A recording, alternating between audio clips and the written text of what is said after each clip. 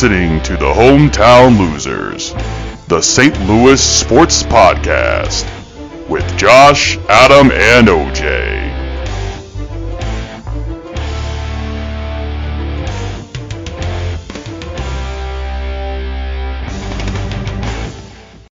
Hey, everybody, welcome back here to the Hometown Losers Podcast. This is session number 44. I'm joined always as by my co-host here, and OJ and Adam. Gentlemen, how are we doing today? Doing great here. Everything is all good. Actually warming up here for a change, so I am doing good. Doing good. How's it going for OJ? I'm also doing well. Glad to get some warmer weather. Now, if only the sun would come out, then everything would be the best. So for sure. I'm already ready. I'm ready. Yeah, I'm ready for spring. I was gonna say, and ready for some spring training coming up too. So it'll be here next month, believe it or not. Yes, sir.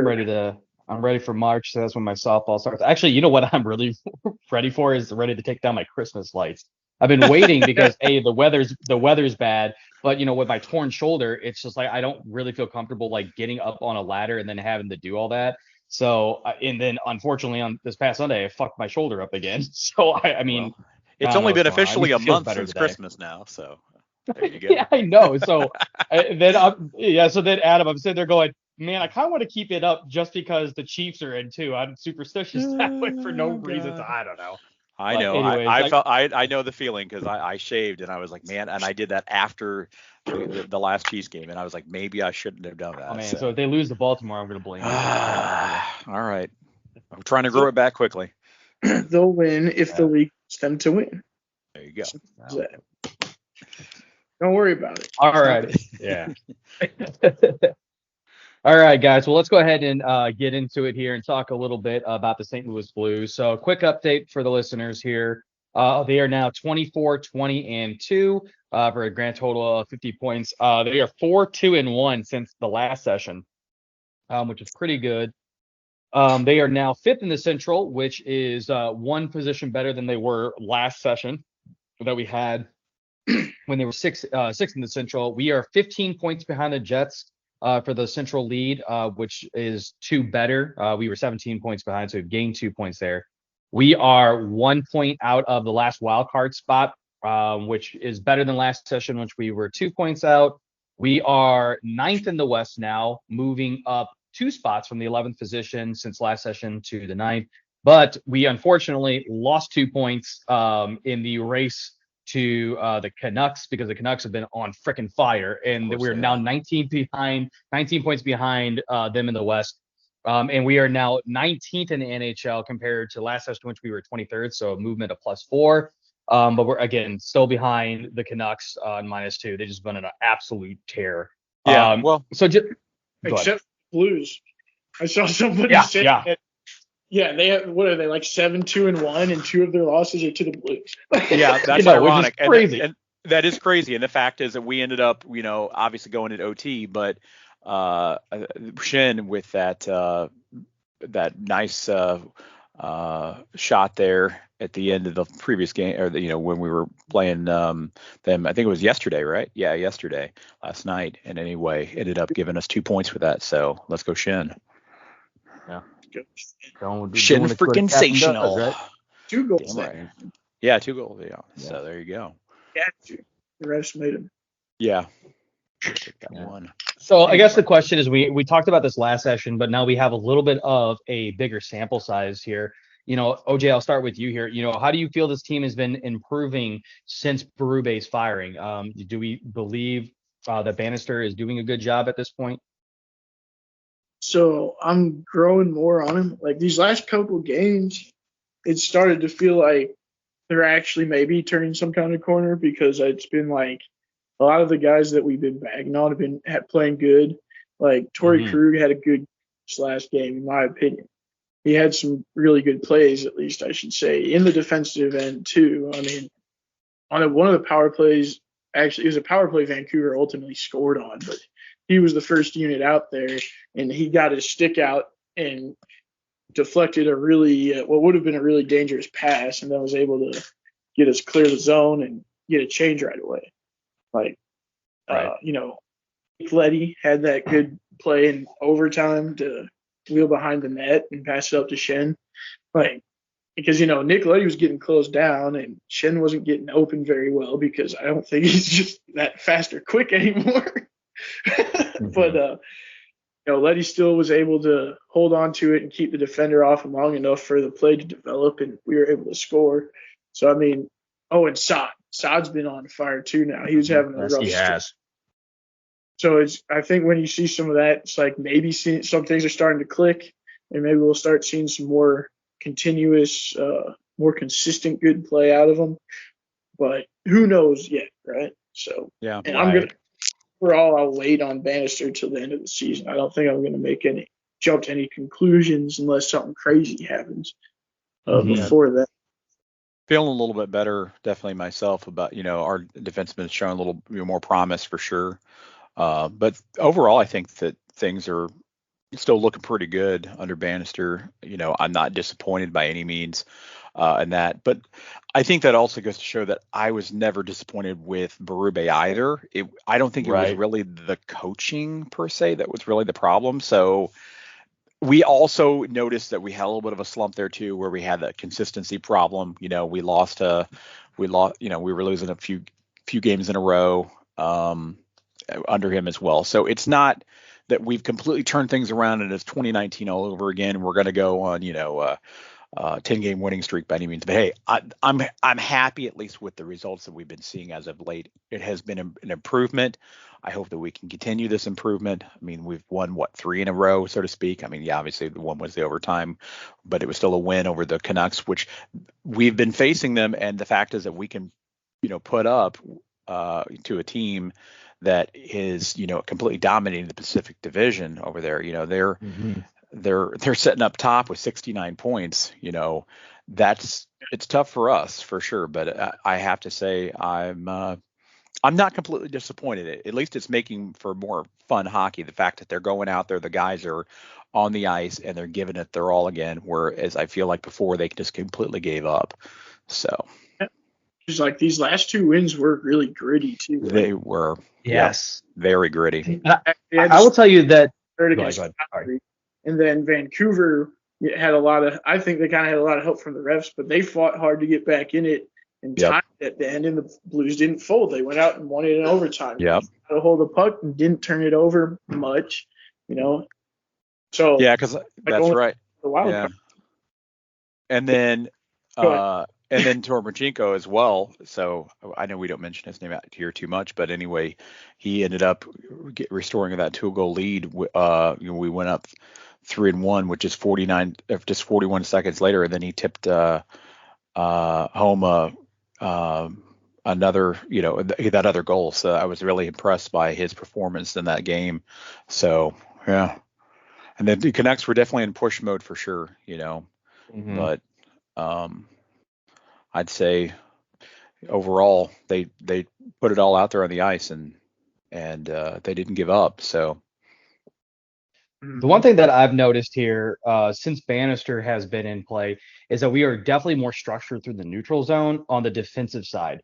We are making it much harder to enter in the zone in the way that teams were just kind of owning us at the beginning of the year, where they're just kind of walking in, and then it's just when you make it harder for them to set up, you allow your defense to get set up, and you can allow your rotation, especially for your forwards, to be better and stronger. And you can allow your center to be in a good position too when you're able to do that, right? You neutralize the ability for the team to just pretty much walk in. Essentially, comparing it to football, what I felt like before we were doing is we were allowing them to get in the red zone and then bending, not breaking.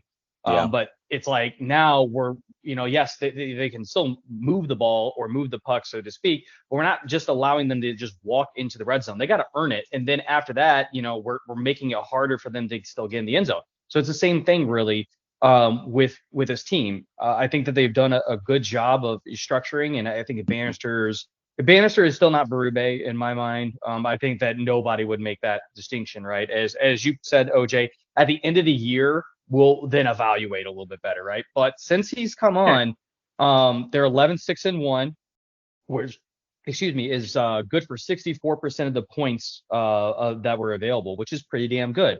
The unfortunate problem though is that the West is like it's very, very segregated towards the top teams are just absolutely dominating, and then the bottom teams are really just getting trashed, right? The Blues are somewhere right in the middle right now. So it's hard for us to gain ground on some of these really good teams. It's been a slow, steady race, even with, in this, the 11-6-1 record, that's 22 points out of a possible 32. You know what I mean? That's pretty damn good, but it's, or 36, I said 32, but 36, excuse me. It's still pretty damn good.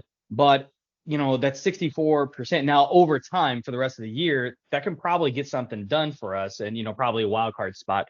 But can we keep that up? Are we going to fall? That's what we talked about last session, right? Was we're kind of all waiting for the team to fall. But over this, like 3-week, 4-week sample period that we've had so far, it's not been bad. So, who knows at this point what. Well, and they have a is gonna lot of ground that eventually they happen. had to make up too, potentially as well. But we also have a lot of hockey left to play. Sure. We have until mid-April for the regular season, so we still got a lot of hockey left to play for sure. So And they're a point out of the wild card. yeah. Speak. So like. And so if they stay consistent, there's no reason why they shouldn't be, in the playoffs. You know what I mean? They should be able to make at least secure a wild card spot, no doubt. I believe they have a game in hand too. So I mean, if they have like a solidly winning record the rest of the way, if they were able to do that, that would almost certainly get them into the playoffs, I think. Yeah. And then looking also, Go ahead. Oh, I was going to say, looking also at our upcoming schedule, it looks a little. I mean, I know how that's been before, but overall, it looks like it's pretty easy for us, or easier for sure. We're playing mid-tier games or mid-tier teams per se. So it should be in theory, a little easier on us, a little easier schedule. So hopefully we can gain some ground there too. Yeah. I do believe that the goal for the Blues at this point should be pretty much what you have at the beginning of the season, right? So I mean, like when you get in the locker room and you talk about like what are your goals, right? Well, your first goal is always to win the division, right? Obviously, you want to win the Stanley Cup, but your first goal always to win the division, because then you're in the playoffs and you're set up with home ice advantage and stuff like that, right? Yeah. Your second goal then after that is to make the playoffs, because so say you run into a really hot team like a Vancouver, like Winnipeg. Both those teams have been absolutely, on fire lately. So, okay, cool. You can be in that kind of situation before. I mean, hell, there was not terribly too long ago that the Cardinals and the Brewers were both like 100-win teams, and that's all in the same division. That's really hard to, it's just really hard to judge. So those are your number one, number two, and your number three obviously is going to be win the Stanley Cup, and that is always your end goal. That's obviously what everybody wants to do. I think the Blues, necessarily, they need to feel very proud. If they get into the playoffs at this point, even as a wild card spot, they need to feel very proud because they picked themselves up by their bootstraps and got in. You know what I mean? Right. Yeah. At this point, you're not going to win the division unless you go on a 2019 historic run. You're not going to win the division. Yeah. But I think that when Bannister came in, he pretty much started to reset. It goes, listen, okay, I'm going to be flat out honest with you guys because you're adults. We're not going to win this division. We're not good enough right now to do that. And I say right now because you always leave the option that can happen where you can turn a corner and all of a sudden be a dominant team, right? I mean, look at Winnipeg and Vancouver. They came out of nowhere, really. Go on, OJ. Did you say that part?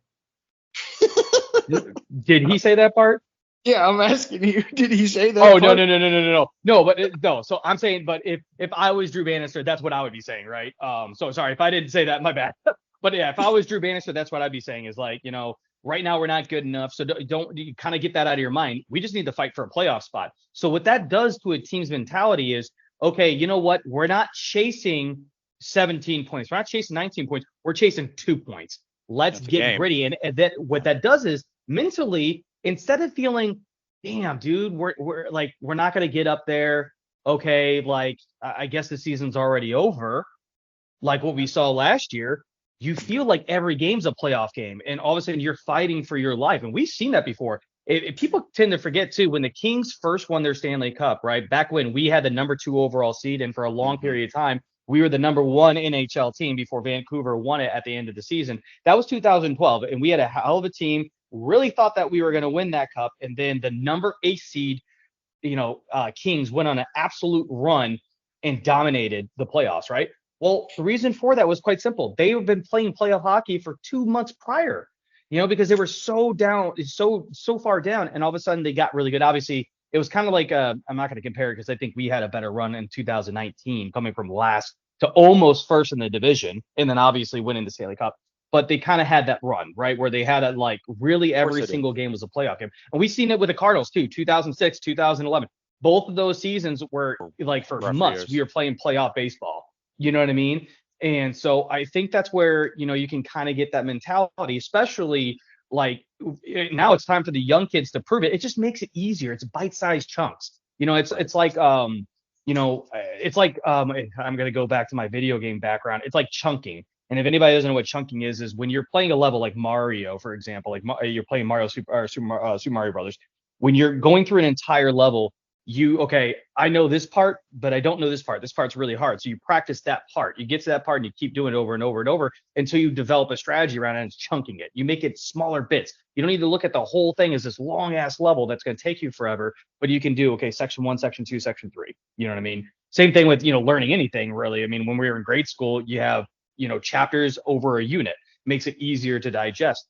And so, I think that Drew Bannister has had a good mentality coming into this. And he's really challenging these guys that, hey, we can make the playoffs. That's got to be our goal at this point, is to make the playoffs and then let the chips fall where they lie. So, if they make the playoffs, which I think they can at this point, as long as they can keep it up, right? Then they really need to keep their chins, held high at that point, right? And then I think if they make the playoffs, especially if they, if they're gritty, they're a dangerous team. So that's just my opinion, I guess. Oh yeah, you're right. I mean, that probably should be the mentality all the time, honestly. Yeah, but unfortunately, you know how it is. There's when you take a look at it, like, for example, last year for the Cardinals, right? We did not think, just win the Central Division or just get into the playoffs. We were like, this team is good. They're good enough we just had a great year. They're good enough to potentially make some damage into the playoffs and go win the World Series. Unfortunately, that's what happens sometimes. After we won the Cup in 2019, that 2020 season, especially after how we started, because we did not have a Stanley Cup hangover at all until COVID happened, we were like, our expectations were to run it back, go win it again. You know what I mean? So I think that was the expectation at that point. It was quite a bit different. But you're right, OJ, that sometimes that makes it a little bit looser because honestly, like, you're not going to be 100% perfect. And sometimes that's what players do when they're trying to go and say, they're trying to win the Stanley Cup every single game. You're not going to be perfect, but that can make it so you feel like you have to be perfect, if that makes sense. Right. Well, it's like trying to you're trying to, carry the team on your back. And we obviously know how that goes. And a lot of those people wind up, running themselves in the ground. So. Yeah. And I definitely make stupid decisions. To take focus away from the big picture and bring it on to the small things that add up to a winning hockey team. You know what I mean? Absolutely. The only way like consistently perform, but it's hard to get to that mental space. You know what I mean? It can be anyway. Yes, it is. So yeah, it's the challenge is to try and instill that. I take it. Yeah, you are 100% right. Well, speaking of challenges here, let's go ahead and transition. We've already talked, or I kind of already talked a little bit about the Cardinals, not from this current year, but let's go ahead and talk about the Cardinals here. Obviously, with the Blues, we'll see what ends up happening, but it's kind of like at a holding pattern because we just don't know the team is going to continue the run or they're going to fall or whatnot. But let's talk a little bit about the Cardinals. Even though there's really not as much to talk about with the Cardinals, there are a few things. The big one to me that I definitely think that, a lot of people are kind of scratching their heads about is the Matt Carpenter signing. If you have not heard, Matt Carpenter has signed a contract with the Cardinals for a 1-year deal. It is for a league minimum, or it's for major league minimum at $740,000. So $740,000. Okay, so I did say that right? Okay, 740. Okay, yeah, $740,000. Sorry, I don't know why that was in my head. Anyways, he is still technically on contract for for a 5.5. Well, the rest of it's actually getting paid by Atlanta since they released him. So it's obviously not really costing us a whole hell of a lot. But this is the question, or not the question, but the thing that we have. So he played for the Padres last year, he had a 2-year deal. He then got traded to Atlanta didn't even play him. And then obviously they released him. He batted last year at 176, 31 RBIs, 67 strikeouts, 41 walks, 18 runs, and only 5 homers, right? So, Adam, I'm going to start with you. What's your thoughts on the signing from Matt Carpenter? I mean, well, yeah. I mean, I have immense respect for Carp and all that he's accomplished, when he was with the Cardinals.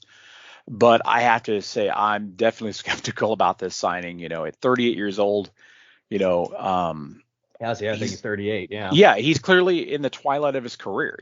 His offense production has declined, like you said, steadily over the past few seasons. He's really struggled to adjust. And so realistically, he just doesn't move the needle much anymore, especially the all-star caliber player that he once was for us back in like 2014 to 2016 or so. And defensively, he's limited, and he'll most likely just be a DH for us, which, in my opinion, just clogs up a spot for maybe a younger prospect that needs at bats. Yes, and that's I'm glad you brought that up, because that was my thing. I'll just say my opinion before we get to you, OJ, because what you just said brings up a lot of it. I hate this signing. I think it's stupid. I understand you're going for the nostalgia, but he's not Albert Pujols. He's not coming back for a last run for a productive player that you have Pujols. And Pujols was the right situation at the right time, because we didn't have that DH spot for a young bat. Now you have a plethora of young talent that you are trying to get in to get at bats, and you're gonna try to bog that down with Matt Carpenter. I mean, what is this? I mean, I really do believe. Now, I don't really believe, but I heard about this and it made me laugh, because I'm like, well, you got something there. That maybe Schnooks talked to Mazalox and said, hey, why don't you bring him back so we can sell some more salsa? Ironically enough, you mentioned that. Ironically, you mentioned that, and they already said that they're not bringing it back. I know. That's funny you mentioned that, though. Yeah, I know. I'm just saying, ironically enough, though, they actually already said they're not bringing it back. They're not bringing it back. And I think at least Schnooks was smart. They're like, you know what, Cardinals, while you're bringing Carpenter back, we're not bringing it back. We don't agree with this. But I also wanted to say that his lack of durability as well, because of injuries, are definitely a concern. He's only average. I looked it up. Around 90 games or so over the past 3 years total. And some of that 100% has to do with the coach's decision as well. But as you said, Adam, that it's been injuries as well. There has been. And so relying on him as an everyday player, it seems really risky for us. So, yeah. So basically, like I was saying, the signing is more nostalgia than logic, in my opinion. Personally, the money could have been better spent to fill more pressing needs on the roster, or at least invest it in the next generation of talent for real. And the other thing that they said that about him is that this was for a leadership move, right? I'm like, okay, listen, if that money could have been spent better than going out and getting a guy to be rah. You're paying a guy $740,000 to be a cheerleader. Get the hell out of here. Okay, so while his veteran presence is valuable, but his playing days are numbered. The Cardinals really need to be looking towards the future rather than recruiting veterans past their prime.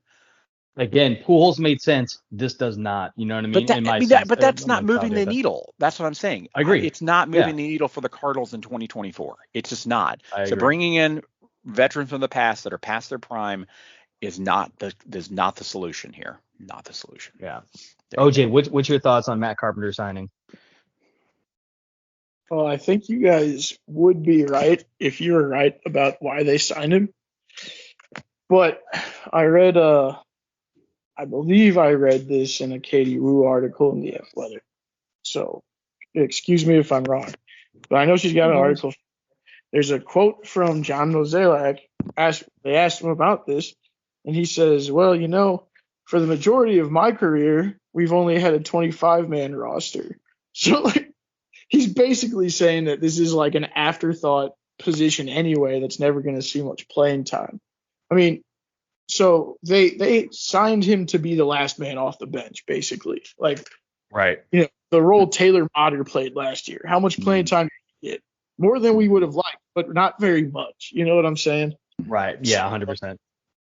I really do think, and I don't think they thought there would be some sort of nostalgia bump for Matt Carpenter. He wasn't a big part of any World Series champions.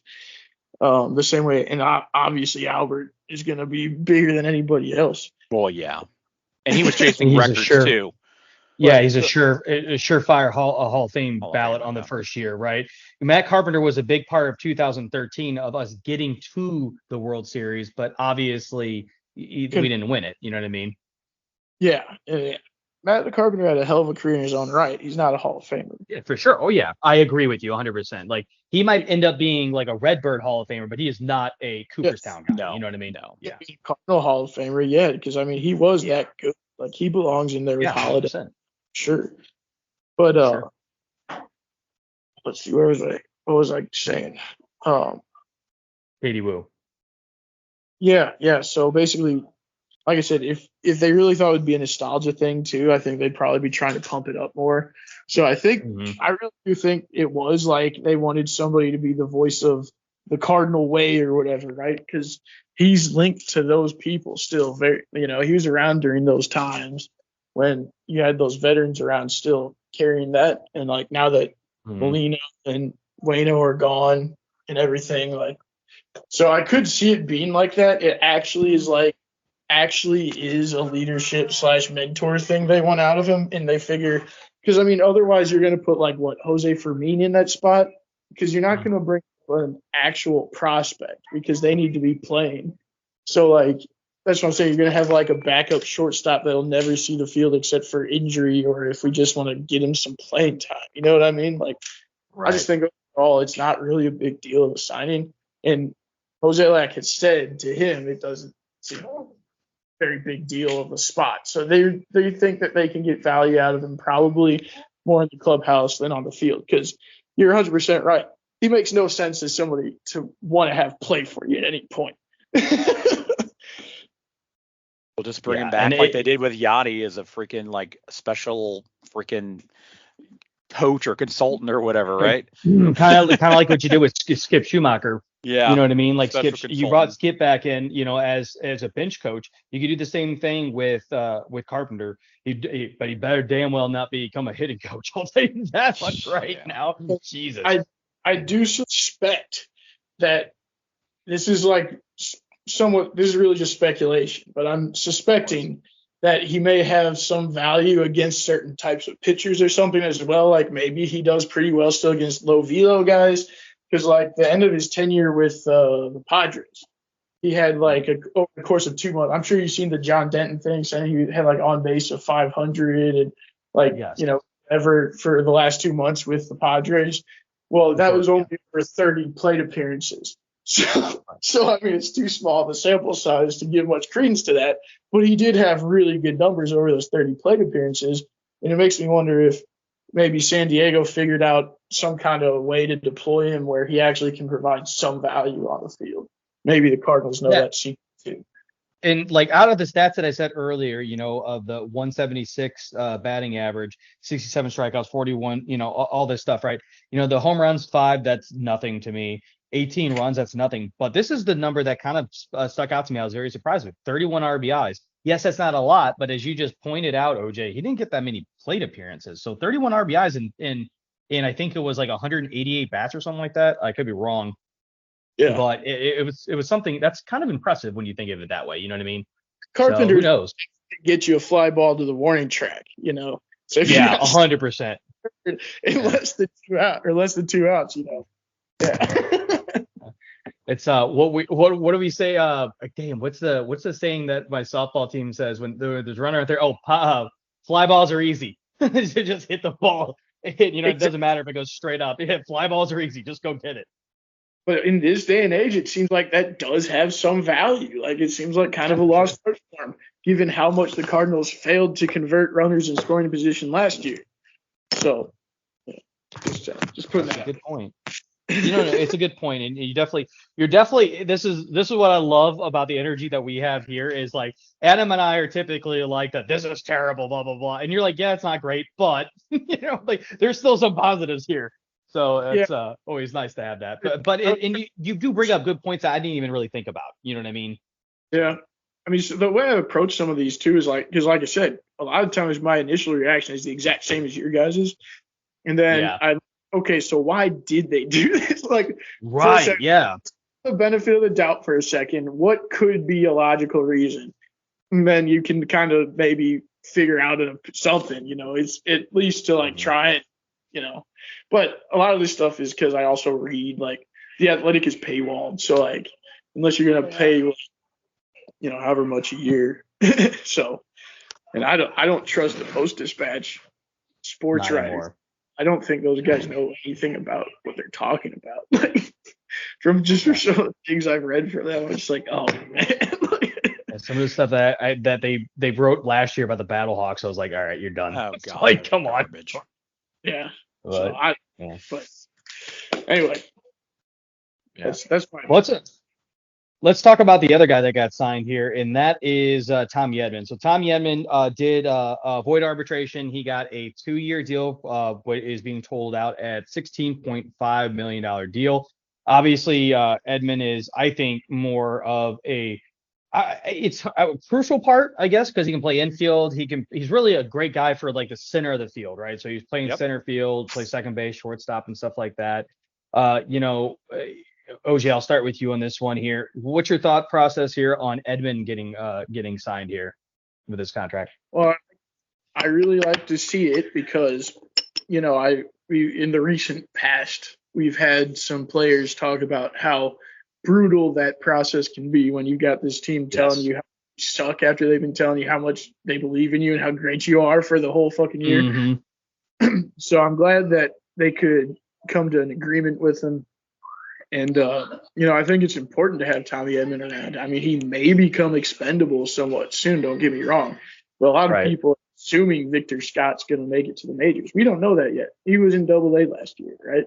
I mean, he looks to have really good chance of being a really good major league player. A lot of scouting outlets are saying he'd be he's already I think I saw one publication have him as like 80 grade speed, 70 grade defense in center field. Like, that would be fun to watch. So, I mean, he could maybe make it as that.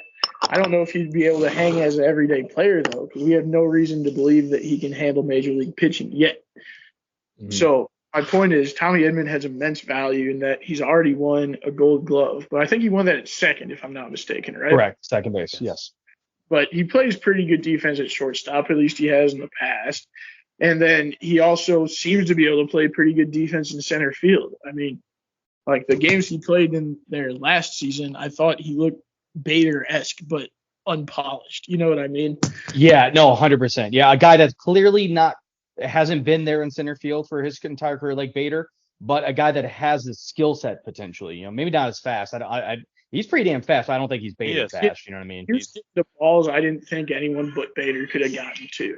Like, So he has will be a stud defensive center fielder, and he can hit for like near average. That's a valuable player. Sure. Yeah. So Adam, what's your thoughts here on the Edman re-signing? I'm really glad. I mean, because originally, whenever contract deadline came and went on the 11th of January, they were only a part of about $450,000. So it's not like the Cards were all that far off from where he was wanting. He was wanting $6.95 million. We offered him like $6.5 million. The Cards did. And I knew that they were going to get a deal for sure. And I'm glad that Mo actually even left the door open for a long-term deal as well that would keep him through, at least the 25 season. Yeah. Mm-hmm. So I'm happy to see that. Obviously, he's like repeating everything you guys have just said. He's very capable of playing every outfield position, second base, third base, shortstop, all at a high level. And I'm really glad that we were able to bring him back. I think he's going to be very pivotal for our defense for sure. I know that he was fit. He had some injuries back. I think it was his wrist I think it was back his right His wrist. Yeah. Yeah, his wrist, and he had to have some arthroscopic surgery on that because he had spent some time out, I think, in like mid-season last year. But anyway, he just had some inflammation. I don't think it's going to really impact his swing or anything because he'll get, he's had plenty of time now with this off season to be able to heal up, get in then to spring training, report to Jupiter here. Like I said, it's going to be less than a month away. I think that I feel pretty confident that he's going to be ready for a very productive season coming forward, going forward. And I'm really glad to see that we've got him locked in for the next couple of years. And honestly, right in around the ballpark too that we were looking to spend. So I think it's a great signing. It's actually interesting that you brought the contract stuff up here because that's the only notation that I had was I do like the deal because I like Edman a lot.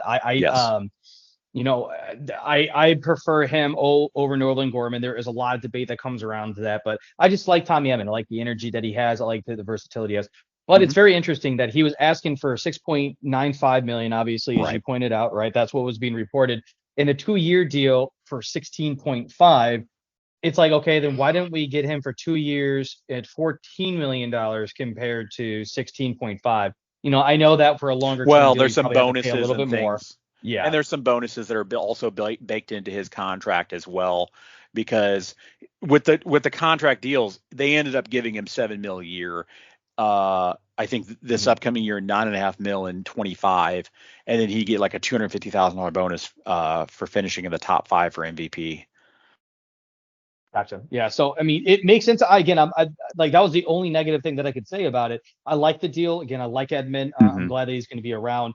But the only unfortunate thing to that is, to OJ's point, he might become expendable because, again, we don't know what that looks like. We know there was a lot of rumors around him, Nolan Gorman, some other players last year for, being on the trade block. So it's going to be interesting to see what happens, down the line with Tommy Edman. But I think that overall it's a very positive move for St. Louis, and it's a very, very good for the fan base, but good for the team. Period. Definitely. Let's talk a little bit. Still keep on baseball here, but let's transition off of St. Louis because there's no Cardinals, but how about the Hall of Fame inductees? So I'll go through these real quick, and then we'll kind of talk about our feelings on it. So there was 4 players that were 4 people that were inducted into the Hall of Fame, 3 players and 1 manager. The first one was Adrian Beltre. Known as he played third base, but obviously known for being played with the Rangers. He did play from other teams in his career, but he's definitely known as a Ranger. His career numbers here: 93.5 WAR, 3,166 hits, 477 home runs. His average was 286, 1707 on his RBIs, 121 stolen bases. He had an on-base percentage of 339. And his slugging was at 480. Some of the accolades: he had 5 Gold Gloves, 2 Platinum Gloves, 4-time All-Star, 4-time Silver Slugger. The second person that got in was Todd Helton, known obviously as the Rockies' first baseman. He had a career WAR of 61.8, 2,519 hits, 369 home runs. He had a career average of 316, RBIs were 1406, on base of 414, and slugging of 539. Accolades he had was he was a 3-time Gold Glover, 5-time All-Star, 4-time Silver Slugger, and he did win 1 batting title. The third player that got in was Joe Mauer, the catcher from the Twins. He had a career WAR of 55, 2,123 hits, 143 home runs, 306 on his average, 923 RBIs. He had an on-base percentage of 388 and 439 in slugging. Some of the accolades: he was a 3-time Gold Glover, 6-time All-Star, 5-time Silver Slugger, 3-time batting title winner, and he also did win 1 MVP. The other manager, the other player or the person that got in was manager Jim Leland.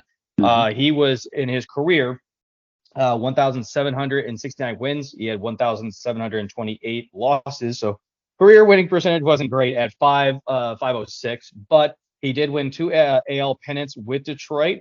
And one of those was a loss to the Cardinals in 2006.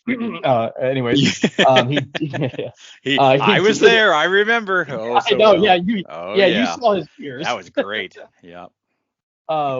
But he did win the World Series with the Marlins in '97, beating the Yankees. I remember that vividly as Yankees being my second team. He did win the Manager of the Year award 3 times. Yeah. So in fact, let's talk after that about last this. season, that year too, whenever we faced them and they lost, they actually got manager of the year award for that season. I remember. Mhm. So. Yeah. Let's go ahead and talk a little bit here. About our thoughts on these. I mean, do they fit? Was there any surprises to you? Was there any snubs? OJ, what's your thoughts here on the Hall of Famers? Yeah, I mean, I'm certainly happy with Adrian Beltre.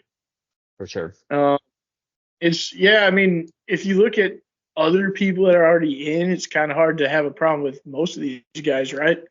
Right. My main issue with a lot of this stuff is like I'm more of a traditionalist, and in that I don't necessarily think relievers belong in the Hall of Fame or that DHs do.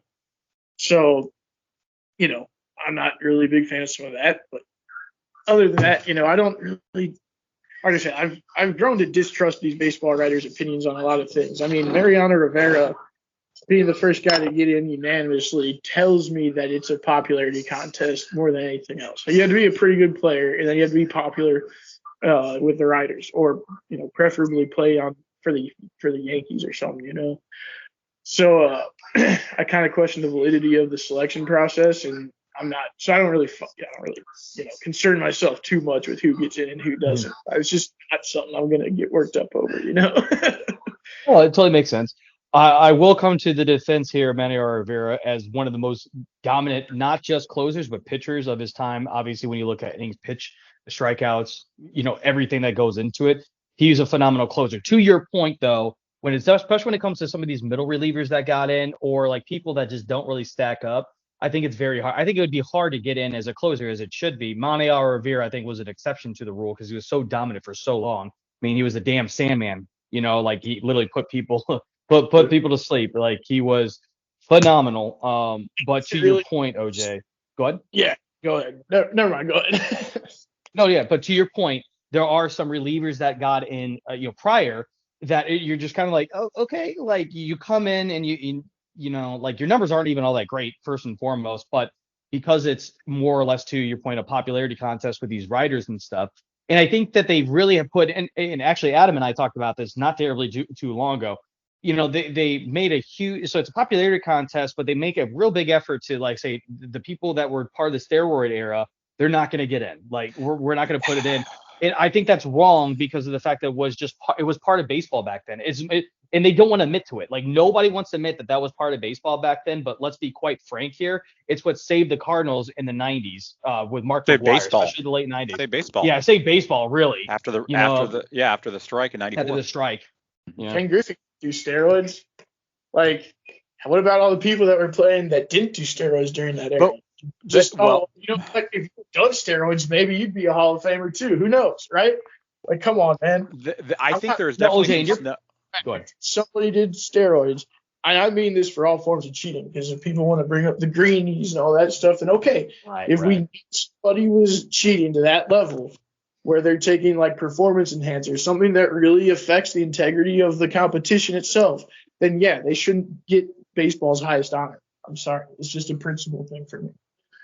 And I understand. And that's what you said. And you brought it up earlier, too, that you're a traditionalist. And I totally understand that, right? Because, like, okay, I will say for me, one of my personal heroes growing up was Roger Clemens. And that is a snub. I'm sorry. That is a snub on Roger Clemens. Yeah. So when Roger Clemens got caught for steroids, we were in college. And I remember when I read that and it came out that happened, I cried. I was 19, 20 or something like that, and I cried because it's a personal hero of mine that I literally emulated some of my pitching windups and stretches and stuff like that off of him. And it really affected me. And I didn't trust a lot of the players from that era and stuff like that. And I still have it. Like if they voted Roger Clemens in now, I'm just using this as a hypothetical. I would at one side of it be like, man, like I'm happy for him, but he really hurt me. I don't feel the same way about Mark McGwire, for example. If Mark McGwire got in, I wouldn't feel like he shouldn't be in because of steroids and blah, blah, blah, blah. There were so many players taking steroids at the time. And to your point, OJ, Ken Griffey Jr., he didn't do it, right? There was a lot Barry of players Bonds that did not do it. also. Oh, Like, we could have a yeah, debate all damn day about steroid usage or not, but the point yeah, is exactly. who the point. Well, yeah. My personal viewpoint is I think it's a snub on a few people that I believe should still be honored for their contributions to the game. Mark McGwire, Barry Bonds, Roger Clemens, those guys should definitely be honored for their contributions. Big names. It's part of baseball, and it should be part of the history of baseball, not the fact that we wipe it out. You know what I mean? Now, let me ask you I something. understand OJ, I understand that there's going to be the other side of saying don't give them the highest honor. I see that right. point, but I also at the same time believe that they deserve some sort of recognition in the hall. But anyway, that's just my opinion. No, Yeah, and actually, Adam, go ahead. Yeah, it's more like there's other ways you can achieve that. Is all I'm saying. I don't think that you need to be like elected into the Hall of Fame. Like that should disqualify for them. If we know for a fact, I want to add too, because I don't want to get into all the fucking, oh well, you could tell this guy. Yeah. Mhm. I don't want to. Yeah. No, if we know for a fact, if they got popped with it or something like that, that's what I mean. Keep those people. Well, and that's the thing. Agreed. McGwire never tested positive for steroid usage because it He- didn't begin he- until 2003. He admitted it though. So He admitted it. You're right. But I'm just saying. So if he didn't admit it though, would he be in the Hall of Fame then? Well, and here's the other caveat is that it wasn't banned when McGwire was using it. That's the other That's point. the And thing Josh about and I it, were yeah. just talking about that as well. Mhm. It wasn't illegal. If it's not illegal, then I don't think it's fair Then to why keep are they it. disqualified? Because then I can make a rule later on saying, well, this substance that you're taking now, we find out in 10 years, oh, well, that gives them a performance enhancement of some sort. So therefore, Mhm. you're banned from the hall, even though it wasn't illegal. If you're not violating the rules at the time, I don't see how you could be disqualified. That's my opinion. Yeah. You're not Because you're not cheating because the rules change. Yeah. And And so that was and that's my point. and that was my go ahead. Yeah. If someone's using it during the period when it wasn't banned, then sure, let them be in. Because it's really more about an integrity thing and not cheating for me more than anything else. Right. Yeah, and so in OJ, like I think we're closer on that wavelength than I thought we originally were, because to your point, it's like, okay, so they made a rule in baseball, and I can't remember exactly when, but that players cannot chew chewing tobacco on the field. And the reason why they did that was because so many young kids at the time were watching baseball players and emulating them and wanting to do that. Obviously, like Sandlot made fun of that, right?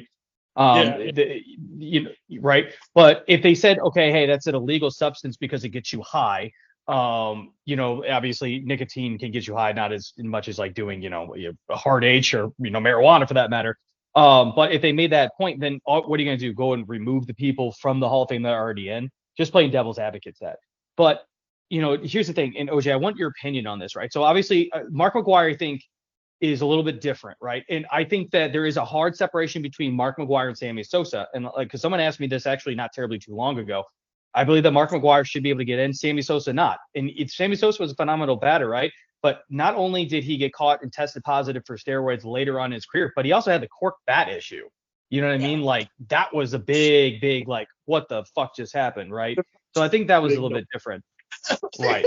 But and to your point, right, Roger Clemens got caught when it was illegal. So I understand him not getting into the Baseball Hall of Fame as a player. But OJ, would you allow him into the Hall of Fame as a contributor to baseball? So not as a player, but as a contributor to baseball. I don't know if I'd want him to his own exhibit. If we could I could kind of get on board with what some people have said, where you have like the steroid users section of the hall, and it's like their own little separate area. Like I would be okay with that, because it would be they'd be segregated from the people. It wouldn't be the highest on. You know what I mean?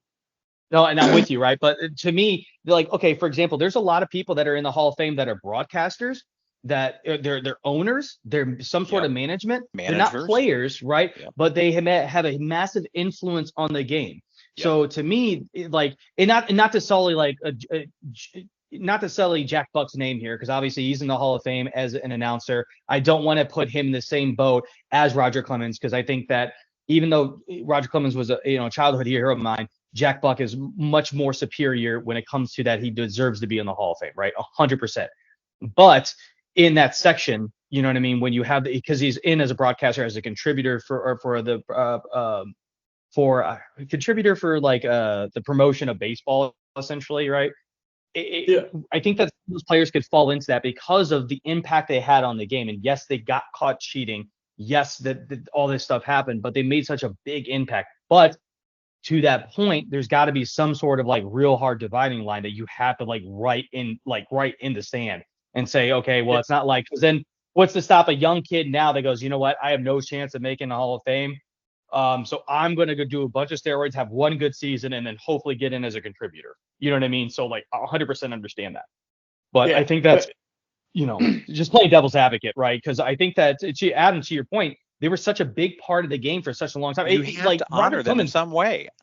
Yeah, Roger Clemens influenced not just me, but hundreds, thousands of kids. Absolutely. I mean, they even honor umpires in the Hall of Fame, for God's sake. Yeah. You should honor them as well. Go on, OJ, sorry. Freeze's torn jerseys in the Hall of Fame. I think because in my opinion, Hall of Fame is baseball history. It's not just this is just the like the Medal of Honor from the president or something. This is the Hall of Fame. This is literally showing you baseball history. So I think it absolutely has to be there. And OJ, I agree kind of to your point, because I was thinking something along those lines. If you want to put them in there and put some caveat there that this was during the steroid, era or whatever and whatnot, just because that way it educates future generations and saying, hey, they're here, they contributed significantly, but they also were part of the scandal as well, or at least this was going on. At least that way, in the future that they were still a positive impact to the game at the time. Yeah. Yeah. And I'd give them like sort of like a group display, maybe a little more than that, but like I would really try to like tone it down and not give them like their own individual displays and shit, so that, because it's like you said, it's more about the history at that point. It is, because it's the Hall of Fame and museum, and maybe they're not in the actual Hall of Fame. And they're not enshrined, but they're in the Hall of Fame museum. But they're in the because it's literally called the National Baseball Hall of Fame and Museum. So put them in the museum part. Just don't put them in the Hall of Fame. That work? Yeah, because like it's just so impossible to separate their performance, what they actually did in the game, from the fact that they use performance enhancers. You know what I'm saying? Like you have no idea. 100%, yes. So I think that would be a good trade-off, is putting them in that putting them in the museum part of the Hall of Fame. You don't necessarily have their plaque up there in the actual Hall of Fame, but they are the history and their information about the player is part of and enshrined in the museum as part of baseball history. I mean, exactly. Their stories deserve to be told, right? 100%. Yes. You can't tell baseball history without going through all the good and the bad, because, I mean, that goes back with even Pete Rose. It eventually goes back all the way back to Shoeless Joe Jackson, I was just about to bring that up. The Black Sox are in the Hall of Fame. Just saying. Absolutely. Like, there's a lot of information about the Black Sox and what happened. Yeah. 100%. Shoeless Joe and the Black Sox should be a part of that museum. The good, the bad, the ugly should all be a part of that museum. And honestly, I think that the solution that we just kind of came up with here, also, it would give MLB to finally just admit that this was part of baseball. Because all the people still, to this day, refuse to admit that that was part of baseball. And it's like, dude, it's been 30 fucking years. We know better. Like, it was part of baseball. There's so much stuff that came out. Like, I just watched the Balco thing or whatever on Netflix not terribly too long ago. It's pretty damn interesting, I'm not gonna lie. But there was a lot of stuff that went into that. And like, we know that was part of the game. To your point, it's just, to me, what MLB is trying to do, it reminds me so much of America. And not to put down America, I really don't want to get into this, but really more around American history textbooks, right? When you have literally most American history textbooks have like 1 or 2 paragraphs on like the Trail of Tears. It's like they want to cover up the mistakes that they made and Well, just of kind course of it's like gonna be glance biased. over them. But of course you have, Yeah, well, of course, but then you have 2 fucking sections on how we were heroes in World War II. Like, sure. okay, I understand that. And one of these is going to impact one or the other, but or more than the other, obviously. One is a world-changing event, and one is obviously just it's changing everything for a certain race, right? So I completely understand that there's a hard separation between the two, but I just don't want MLB.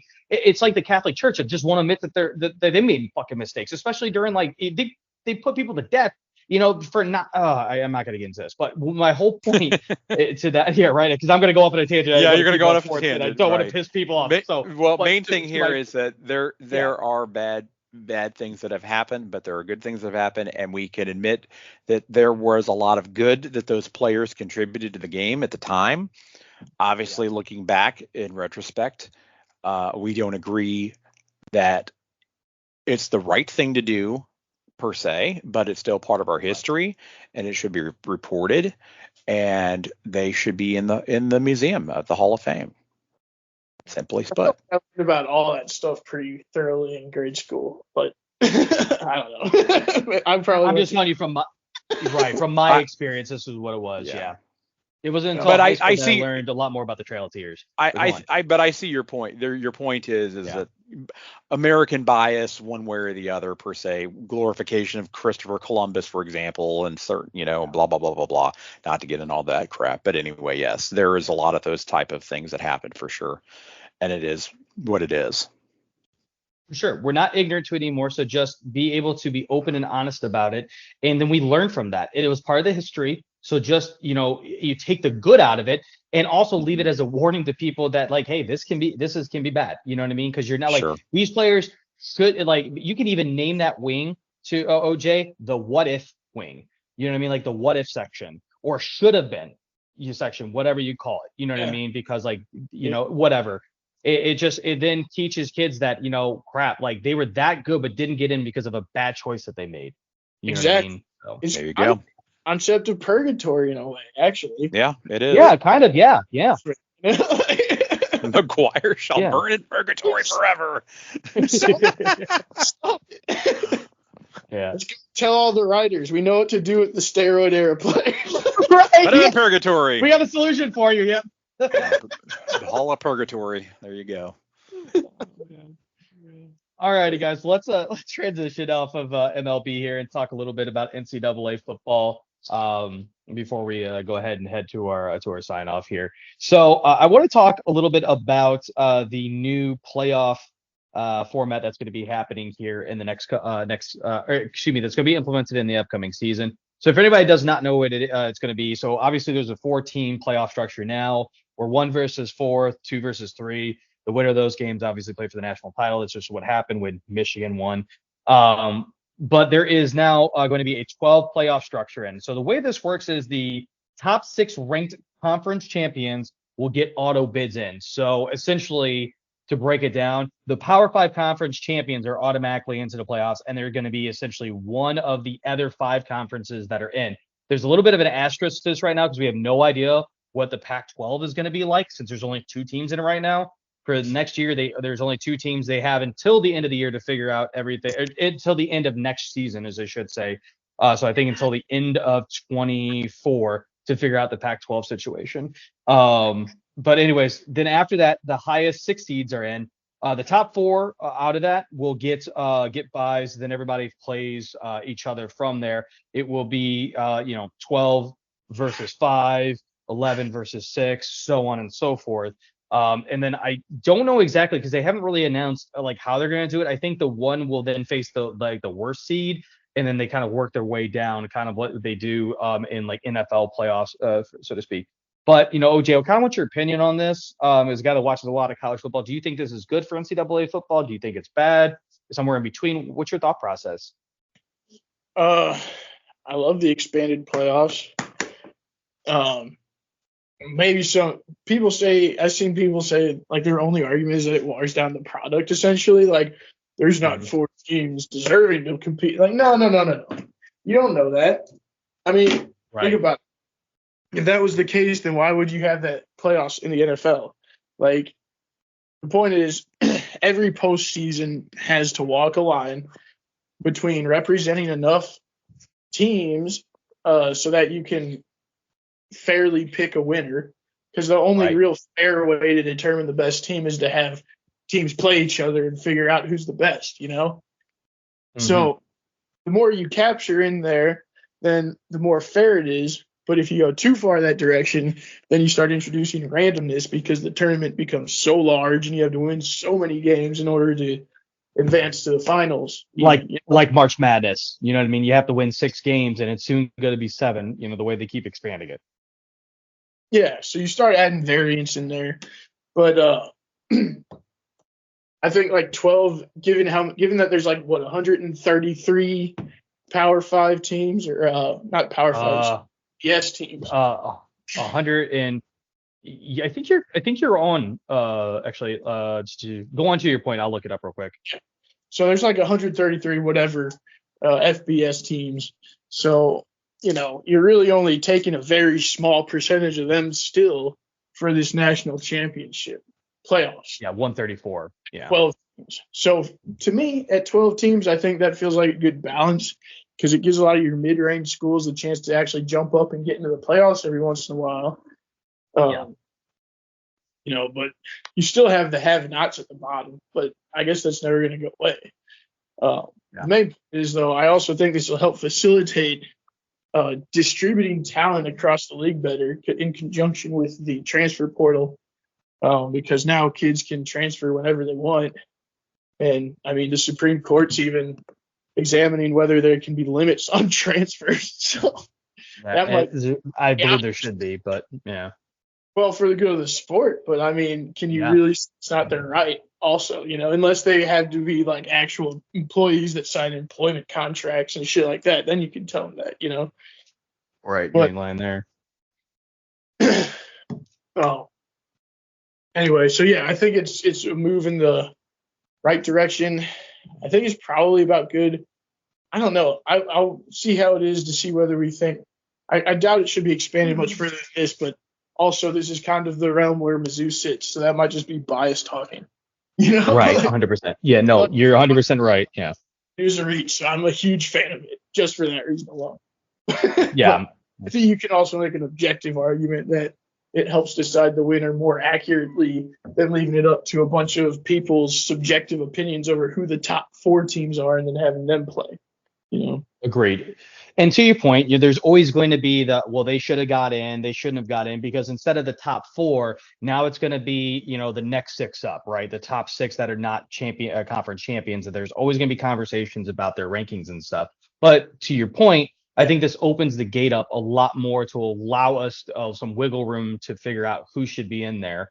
And honestly gives us more playoff football too, so, Adam, what's your thought process on this? Do you believe it's good for football or for college football? As a guy that doesn't watch too much college football, you know what I mean? Yeah, I've been watching some, but yeah, for me, I'm looking at it, both perspective, and to me, it can be a complex issue, and there are valid points, I think, on both sides. On one hand, expanding that playoff field definitely gives more programs a chance at the actual national championship. And of course, we know based upon that, it maintains interest and viewership, deepens into the season, which is all very positive for a lot of schools for sure. But I think where the concern lies is between the excitement and the risk of devaluing the regular season and the conference championships as well. It's important that there is a sweet spot, that we find that sweet spot that preserves that tradition, and the significance of each game while we introduce more teams to the playoffs for sure. And when so back to the point about revenue, more playoff games will definitely make, it will mean more potential financial gains, of course, like I was saying, for conferences and for schools for sure. But I also think it's important to weigh that in against the increased, physical and mental strain on all the athletes, which are unpaid as well. So I think there's some human costs associated with that just to consider as well when you're looking at it, because obviously a lot of this is coming into that. Now, granted, a lot of these students are able to, start generating money as well. That is something that at least that opens that door, which is good. Yeah. Yeah. But I definitely think a lot of them are paid now essentially through NIL, but Yeah. I'm not sure what the percentages of. Like, I don't know if it's everyone on these teams is getting paid or what. So yeah, there might be some Yeah. guys getting screwed. So that is a fair point that I didn't really consider because I was just looking at it from a sports fans perspective. Yeah, for sure. Yeah. And that's It's something to consider because the fact is that their schools and their conferences are going to make a lot of money, but where are they going to? Because they're going to have to put their bodies on the line per se for it, and just something to consider. That's all. And then a couple other points that I wanted to make was looking at the selection process. So obviously that larger playoff field introduces more, subjectivity. It has, potentially controversy. We've been seeing that controversy for a while. It definitely gives teams more of a shot for sure. But it once again, it raises the fairness of the actual selection process. But on the flip side, at least for me, because I've talked about this a lot with you, Josh, is it helps reduce that impact of the selection committee's rankings and biases. And so it kind of gives them like a level of like of equity per se, because I was so confused by and there's a lot of, we saw that controversy this season, with Florida, for example. Yeah. Florida State. That's what I'm saying. Exactly. Yeah. And there was a lot of controversy. So opening that up, I think, does at least help diminish that a bit. Right. A couple other points too is the impact of other bowls and how that would work. Like with the expanded format, would that potentially diminish the significance of some of the prestigious bowls, for example? I think and sorry, I didn't mean to cut you off, but I did read a little bit about that. So some of those more prestigious, like the one that we were in, like the Peach Bowl, stuff like that. Yeah. So like the Cotton Bowl, Peach Bowl, these ones that are prestigious, but they're like the New Year's Eve Six, they will be part of it. They'll be part of, like first round, second round, stuff like that, and they're going to rotate them in. Well, because my point was like a trade-off between like tradition and then inclusivity as well. There's a little bit of both. And then lastly, there's the debate of whether the new format actually aligns with the passion and the tradition of like regular season games, or if it brings the sport more into like definitive playoff system. You know what I mean? Some people would argue it kind of waters down what makes college football great. And then other people are going to say, well, it takes a step towards determining a clear champion per se, kind of like what you guys were saying. So so really to answer your question, the success of this new system for college football will really depend on how it's implemented and whether it actually genuinely enhances the overall experience for not only the fans, not only teams, but also the players. So I think that there's valid arguments for both sides, but I think only time will tell its impact for sure. And so this is my opinion. I believe that it's good because of a lot of things we just talked about. It allows more teams to be able to get in. It will allow more recruiting to be more evenly spread, so you don't feel like if I'm just using it as a hypothetical, if I'm a high school football star, I really do not like Alabama. I really don't like Ohio State, Michigan. Off of like my own bias that I have personally, it makes me feel more comfortable to go to a Mizzou, to go to an Oregon, to go to these other schools that like I would support, because now I have a chance of winning a national championship with that team. And I don't have to feel like, again, I have to be perfect, right? Again, goes to what we started this podcast with the Blues. And, the message I would have with Drew Bannister, win your division, get in the playoffs, right? So it allows you to get into the playoffs, and then you don't know what's going to happen from there, but you get some more exposure. I do believe that there can be some negatives off of this. And obviously we've kind of expressed some of those, but I want to kind of bring out something specific here, right? So I'm going to go through this real quick, but we'll talk about it, right? So if the 12 team format would have been implemented this past season, right? We know that Michigan would have been number 1, Washington number 2, Texas 3, Alabama 4, right? So those guys all would have had a bye. You would then had Florida State, which would have been number 5, taking on Liberty, which would have been, number 12, is I think is what their final ranking was. Or they would have been the 12th seed, and I think they were pre-ranked, or they actually finished in the ranking like 22, 23, 21. Oh my gosh, 23. So I was right. Okay, anyways, they were 23rd. So they'd take on Florida State. Georgia then takes on Ole Miss, number 6 versus number 11. Ohio State takes on Penn State, 7 versus 10. Oregon versus Missouri at 8 and 9, right? But here's the thing where everything consistently changes, right? Ohio State, they don't play in the Big 12 or Big 10 championship and they get in. They get into the playoffs without having to play an extra game, right? But Michigan, for example, on this one, say Michigan lost in the Big 10 championship to Iowa. All of a sudden, you're not going to kick Ohio State out. You're definitely going to have to keep Michigan in. You're going to keep Ohio State in. Now Iowa gets in as well as a conference champion. So it takes away an opportunity for another team to get that for just because now there's another bite of the apple. To your point, Adam, it makes that championship game really not mean it nearly as much. And then you have teams that go like, okay, I'm looking right here. Ohio State last year, obviously they lost one game and that was to Michigan, right? They beat two ranked opponents. One was Notre Dame and the other was Penn State. Okay. So like they lost to Michigan and, they would have been inactive, but they already know that they're in playoffs. At the end of the season, there's nothing really to play for. Obviously, other than to beat Michigan, try to get into the Big Ten championship and get that conference championship. But then instead of having two Big Ten Big Ten teams in right there, right? And obviously, Penn State would have been in too and stuff, but now Iowa's in. So maybe you have four teams, and all of a sudden it gets really just convoluted and stacked, right? I'd take a look at the same thing on the opposite side for the ACC. The Florida State beats Louisville in the ACC championship. If they beat Louisville in the ACC championship game, you're not going to kick Louisville out, or excuse me, you're not going to kick Florida State out because they were undefeated up until that point. Now they're a one-loss team, but now you have to put Louisville in, and it really changes up the complexion of like where it's at. And Louisville, they beat Georgia Tech, they beat Murray State, they beat Indiana, they beat Boston College. They beat NC State. None of those guys are any good this past season. Their one win was against Notre Dame, which Notre Dame lost 4 games this season. And at that time, they were ranked number 10. They lost to Pittsburgh at Pittsburgh.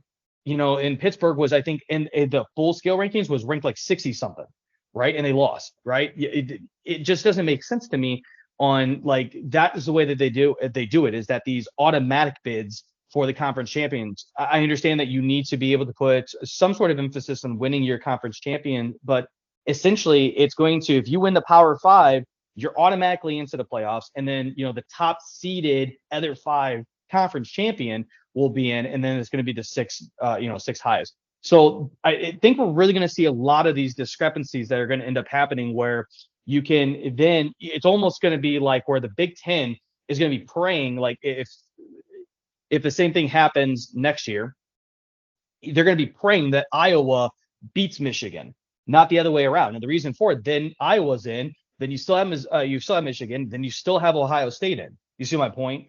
So I think that there's it's going to be very interesting to see what happens, especially around the end of the season on how this is going to be. What I also believe might be the case is the scheduling is going to be way weaker. I think that there's going to be a separation now where you feel like, so if you're a Missouri, obviously a lot of your scheduling's from the SEC. We know that, right? And even more so now since the SEC is expanding. But your off-season schedule stuff, you're not even going to want to challenge yourself. You're not even going to want to take on, like, I'm just using as an example, like a Clemson, in the ACC. You're not going to want to do, or even Louisville, a team that you should beat, but is probably going to be pre-ranked next year. You're not even going to want to take on that opportunity because that one loss right there could really hurt you because, like, if you go undefeated and lose to Alabama and Georgia, okay, cool. You still believe you can get in as a 2-loss team. You know what I mean? Yeah. Yeah. So it's going to be very – I'm sorry? Oh, I was just saying, yeah, you can get in that situation. You probably would, I think. Yeah, right. And as we know, last year they would have been in. You know what I mean? They would have been in last year, obviously, compared to where it was at. But it just makes it very, like, it's just going to be very crowded in that aspect when it comes to like these conferences and stuff. It's going to be very interesting. If we end up seeing it, like, if we take a look at what it would have been last year, right? You have 1, 2, 3 teams that would have been for the Big Ten. You have 1, 2, 3, 4 teams for the SEC. I mean, you kind of see where I'm going with, right? I mean, you have 2 teams for the Pac-12, you have 1 team of the other Power 5, and then you have 1 team for the ACC. So it's just like there's still the power dynamic. Essentially allows the conferences, these Power 5 conferences, or really now Power 4 conferences, it really helps the SEC and the Big Ten get more bites of the apple to win a national championship. Yep. In my opinion. It does. It really does. But yeah, I don't know how it'll all work. I do think there will be some hurt feelings, though, because like in some of those situations that you described, I could see them leaving out the big name team. They left out Georgia this year, who only lost to Alabama in the conference championship game after in the last two in a row. And, but anyway, Alabama's a good team. I bet you they would try to find a way to leave out a garbage conference champion like Iowa, who literally never plays anybody, and that's the only reason that they're 10-2. Shouldn't be ranked. Like, they're not going to let those teams get in, because not if Iowa's offense is as bad as it was this past year, because that's just embarrassing. And like the only reason they had a positive record is because they're in the Big Ten West, which is garbage right now. So, but they might let that stuff go. But yeah, there's going to be quibbles. There's always going to be quibbles over who gets in. Yeah. Left out. Yeah, the only time that there wouldn't be a quibble about it is if you made up again where it is going to be like March Madness, where it's 64 teams or 128 teams get in it, and you just let them, fucking fight it out, right? That's the only time there's not going to be squabbles about rankings and stuff like that. And even then, it's going to be the squabbles around the matchups. Oh, this team deserves to be 63rd and not 68th. You know what I mean? Stuff like that. There's going to be those squabbles around it. But to me, I think this is my feelings. When I read about it and read the format for it, I felt that it was a disguise for the NCAA to really reward the Big Ten and the SEC specifically. But who knows? You know what I mean? Like again, that's just what it felt like to me. Was it's going to allow those conferences to have more bites of the apple? That's all. It can't help that they have all the best teams. I mean, now and you're not wrong. And who Pac-12, right. So like, yeah, we've got those are the best two conferences. There's no disputing it. I mean, the Big 12 I know that. basically absorbed a bunch of G5 schools to try and make themselves have those schools. So, and we know the ACC is a joke. It always has been. It's Clemson and no one else. I mean, how Louisville was ranked at all this year, I have no clue. They didn't play a single challenging opponent that I saw. Besides Notre Dame, that lost 4 games this year. You know what I mean? Exactly. A not good Notre Dame team. That was like their big win. Yeah. Maybe they beat Clemson or something, but outside of that, it was all trash. Now they're ranked like 15. Like, and they lost to Kentucky. They lost to Kentucky, and they still finished the year ranked like 15. Can't tell me that's not bias. That's basketball bias right there. They have a big basketball following. Let's try and convert them to the football product.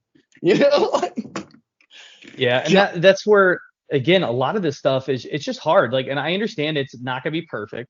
Regardless of what you do, there's not going to be an easy solution to any of it, right? But you're right. I mean, like, to lose again to Kentucky, to lose to Pitt, like for speaking of Louisville specifically, it's just not that.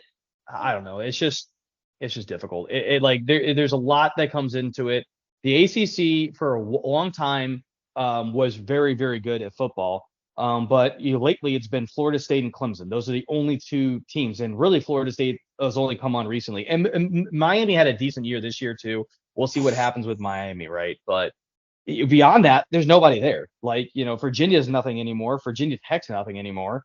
You know what I mean? So like that's the reason why there's a lot of conversations about the ACC eventually collapsing, and there's going to be a power 3 between the Big 12, Big 10, and the SEC. But who knows at this point? Yeah, you never know. Somebody might put a stop to it. Somebody might realize, like, hey, you know what? This might actually be bad for us in the long run, and not because, like, yeah, I do think it'll kill a lot of people's interest in it if they consolidate to just the top 30 or whatever best teams, because that's just NFL minor leagues. Yeah, and you're 100% right. Well, it's going to be interesting to see how it plays out next year. Obviously, we'll talk about that when we get to it. So until then, we'll obviously play it by ear. But let's go ahead, guys, and head to our sign-offs. Adam, would you like to tell the good listeners how they can reach out to us and interact with us on the show? Yeah, we'd love to hear from our listeners as always. So check us out on Facebook type in the Hometown Losers. That's LOUSERS, or go to facebook.com/the Hometown Losers, LOUSERS. Give us a like, share, please comment. We'd love to hear from you. If you're not on Facebook, or if you're on Twitter, or now known as X, check us out at x.com/hometown losers. We'd love to hear from you. So we are constantly posting content out there every week. So please interact with us. We'd love to hear from you. OJ, what do you have for the game of the week? The most important game of the week is on Sunday at 1 p.m. St. Louis will be taking on the Los Angeles Kings here in St. Louis. The Kings currently are sitting in a wild card spot that the Blues would like to have, and the Kings have been on quite a skid recently. So if the Blues have the Kraken on Friday, if they can handle business there, handle business against the Kings, they might find themselves sitting comfortably in a wild card spot by the end of the weekend. So that'd be pretty cool. That would be pretty awesome. That would be obviously ideal. As you said, the Kings are on a skid, so hopefully we can go take that from them. And one last note, specifically about Louisville, right? So you brought out that they lost to Kentucky. The next week they lost in the ACC championship to Florida State. Then they lost to USC in their bowl game, which USC had lost 5 games this season. Just saying. USC shouldn't have been ranked ever either, but they were ranked because they're USC and they had players with a bunch of stars next to their names on them. That's it. Well, for sure. Yeah, well, they definitely were not ranked after their loss to Utah. Yeah, they turned out to be pretty bad, actually, but they were ranked high at the beginning of the year. All that was from Caleb Williams, who won the Heisman, not this past season, but this season before that. But anyways. Yeah. So, anyways, again, appreciate you guys and appreciate your time. It's always fun to talk sports to you guys. And again, we would love to hear from you guys, from the listeners. And to our new listener in Latvia, we appreciate it. Latvia. And to our very, very dedicated fan that's that listens in Mexico, we appreciate you for a lot. I appreciate you a lot. Gracias, right? Gracias, amigo. But anyways, we will catch you next week here on the Hometown Losers podcast. Have a great night, everybody. Buenas noches.